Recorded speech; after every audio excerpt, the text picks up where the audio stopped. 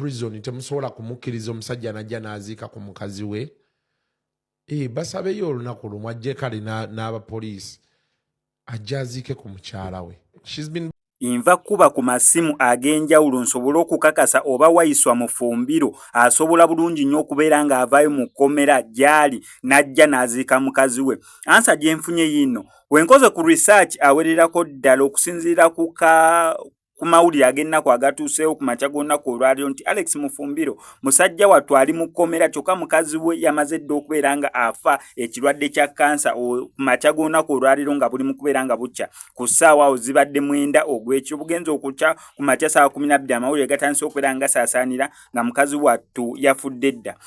Ansa gye nfunye yino omanyi sometimes tubeera tetumanyi oluusi ne tutakifaako. Kikakasiddwa okusinziira ku masimu genfunye nti kisobokera ddala Waiswa Mufumbiro okuvayo mu kkomera najja nasobola okubeera ng'aziika mukyala olw'ensonga obufumo babaddemu bubadde legiti nga buli lugugu wali mu ggwanga lya Uganda yamuwasa n'agenda n'akyala n'ayanjula n'amukuba empeta mu mateeka. Ekyokugambibwa nti bw'obeera oyise mu legal terms osobola okuapulayinga abakomishona n'okubuuza ku basirikale bakundi bakubuulira process muyinza okubeera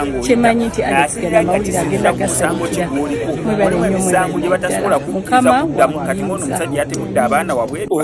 twenza kuddamu mukkiriza wadde ng'ekintu naddanga kyekusiza mu gatalingi yali mu kkomera yono Waiswa Mufumbiro asobolera ddala okukkiriza najja n'aziika mukyala we singa babeera bayise mu mateeka n'empapula ne basayinga abakomishona ne bateekako mangu emikono ne babalagaanya nti okuva ku ssaawa bweti yono essaawa ajja beera nga akomawo afuluma ssaawa zino akomawo ssaawa zino wabeereeyo tagenda kufuna kyakulya tagenda kufuna kyakunywa muyinza omuteramu obutwate ne mwekwasa gwe tagenda kukola wekiti agenda tuula wano mugenda gazetinga we muti tugenda mwelako abasirikale 19 waneno wagenda ogira kino na wekiti tekigenda kukirizibwa ono noona ajja asobola omubuuzaako ono temujja mukwatako temumutunuulira nnyo tagenda kwogera nammwe tagenda kuwa public speech kwegana ne bababuulira amateeka mwagenda okubeera ng'ayita okulaba nga kyemwagala kituukirizibwa. Waiswa Mufumbiro asobolera ddala okuvayo mu kkomera gy'ali n'aziika mukyala we singa amateeka gabeera gagobereddwa n'asobola okubeera nga applyinga n'asaba temporary